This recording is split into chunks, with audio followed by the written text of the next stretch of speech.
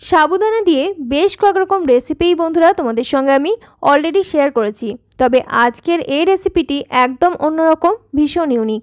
এটি আমাদেরকে instant energy দিতে পারে, শরীরের হাড় মজবুত রাখতে ভীষণ সাহায্য করে, এমনকি আমাদের দাঁতের স্বাস্থ্য ভালো রাখতে ভীষণভাবে হেল্প করে। এর জন্য আমি নিয়েছি 1 বাটি পরিমাণ ছোট দানার সাবু। 2-1 বার জল দিয়ে ধুয়ে তারপর সামান্য জলে ভিজিয়ে রাখলাম আধ ঘন্টা থেকে 40 মিনিটের জন্য। জলের পরিমাণটা জাস্ট সাবুদানার গায়ে গায়ে লেগে থাকবে, এইরকম পরিমাণ জল নিতে হবে। তোমরা চাইলে বড় দানার সাবুও ব্যবহার করতে পারো।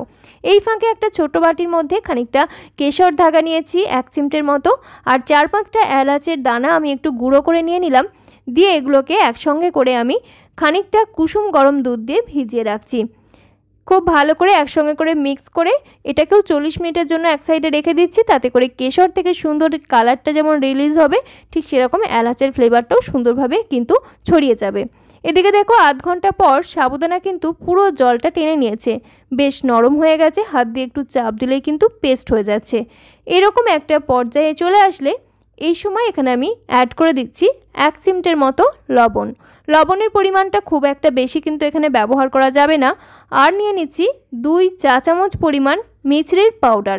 মিছরিটা যাতে ব্যবহার করতে সুবিধা হয় সেজন্য আমি পাউডার বানিয়ে রেখে দিয়েছি।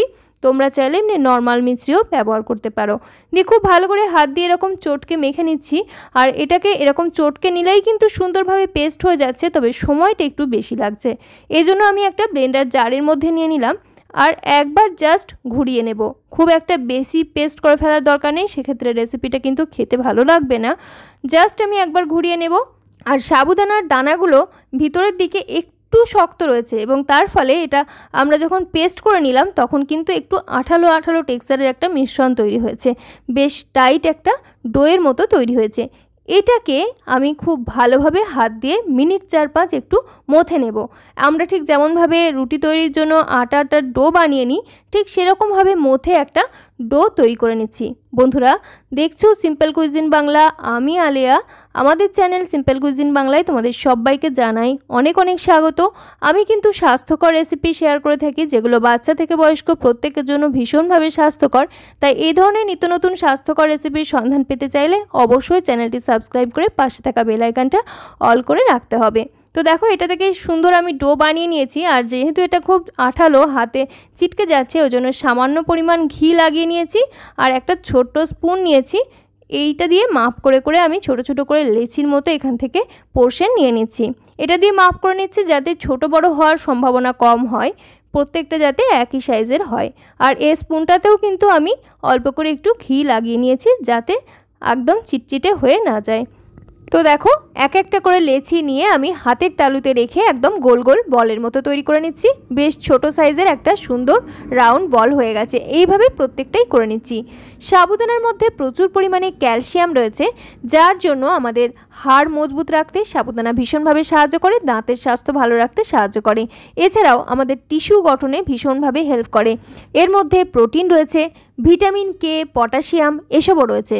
তবে সাবুদানার মধ্যে কার্বোহাইড্রেটের পরিমাণ একটু বেশি থাকার জন্য তোমরা যারা ওজন বাড়াতে চাইছো তাদের জন্য আমাদের আজকের এই রেসিপিটি একেবারে অ্যাপ্রোপ্রিয়েট। তাছাড়াও শরীর যাদের দুর্বল রয়েছে তাদের জন্য ভীষণ হেল্পফুল। শরীরে ইনস্ট্যান্ট এনার্জি দিতে পারবে এই রেসিপিটি।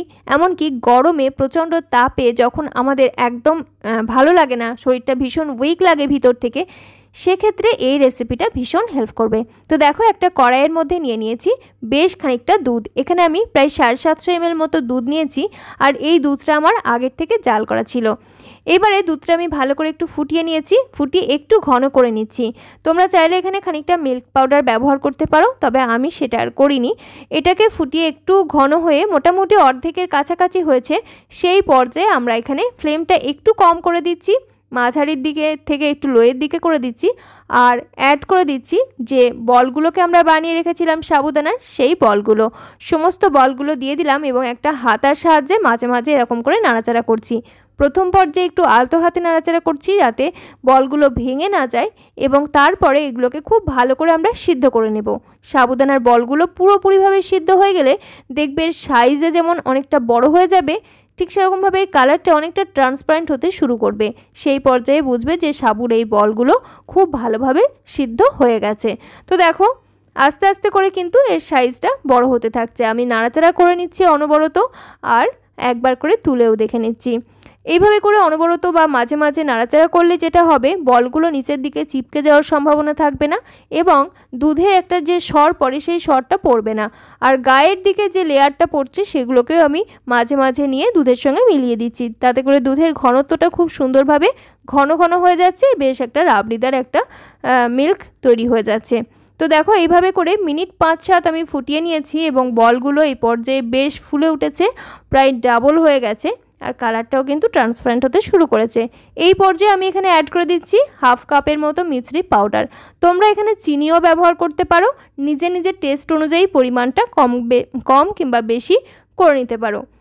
মিছরি কিংবা চিনি স্বাদের জন্য আমরা যেটাই ব্যবহার করি না কেন, মেল্ট হওয়ার সাথে সাথে কিন্তু বেশ একটা জলীয় ভাব তৈরি হয়, আর সেইটা কমিয়ে নেওয়ার জন্য আমি মিছরিটা ব্যবহার করার পর আরও 3-4 মিনিট ফুটিয়ে নিলাম।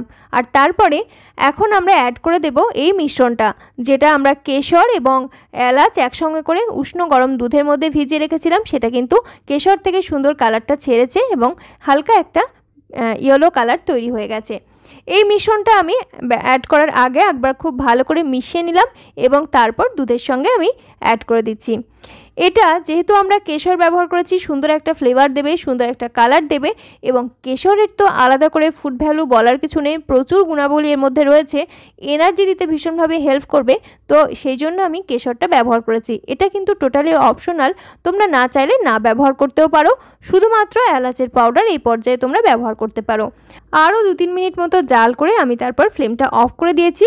এখন নর্মাল টেম্পারেচারে আসার পর সার্ভ করে নিচ্ছি। তবে এটাকে তোমরা ফ্রিজের নর্মাল চেম্বারে রেখে 2-1 ঘন্টা পর পরিবেশন করতে পারো, খেতে আরও বেশি ভালো লাগবে। বেশ রাবড়িদার একটা ভীষণ নতুনত্ব এবং একদম অপূর্ব স্বাদের সাবুদানার কেশর পিস্তা রসমালাই তৈরি হয়ে গেছে। এরকম এক বাটি রসমালাই যদি বাচ্চা বয়স্ক যে কারো হাতে ধরিয়ে দেওয়া হয়, তারা তো ভীষণভাবে খুশি হবে। সেজন্য তোমরা যে কোনো আনন্দ অনুষ্ঠানে এই রেসিপিটা অবশ্যই বানিয়ে নিতে পারো, বাড়ির সববার ভীষণ পছন্দ হবে। আর এটা যে স্বাস্থ্যকর সে বিষয়ে কোনো সন্দেহ নেই। শরীরে ইনস্ট্যান্ট এনার্জি দিতে এই রেসিপিটা ভীষণভাবে হেল্প করবে। আমি প্রথমেই বলেছি আমাদের হাড়ের স্বাস্থ্যের জন্য এটা ভীষণ উপকারী, তবে যাদের সুগার লেভেল একটু হাইয়ের দিকে রয়েছে তাদের এটা একটু অ্যাভয়েড করাই ভালো। তাছাড়া তোমরা যারা ওজন কমাতে চাইছো তারা মাঝে মধ্যে 2-1 দিন যখন খুব সুইট ক্রেভিংস হচ্ছে তখন কিন্তু খেতেই পারো। কেমন লাগলো আমাদের আজকের এই নতুনত্ব রেসিপি অবশ্যই জানিও। ভালো লাগলে একটা লাইক করো, কমেন্ট করতে পারো, তোমার আত্মীয় পরিজনদের সঙ্গে শেয়ার করতে পারো, আর চ্যানেলটি সাবস্ক্রাইব করে অতি অবশ্যই পাশে থাকা বেল আইকনটা অল করে রেখো এই ধরনের নিত্য নতুন স্বাস্থ্যকর রেসিপির সন্ধান পেতে। আজকের মতো তাহলে এখানেই বিদায় নিচ্ছি, ফিরে আসছি খুব তাড়াতাড়ি পরবর্তী কোনো নতুন রেসিপি নিয়ে। সকলে খুব ভালো থেকো, সুস্থ থেকো, ধন্যবাদ।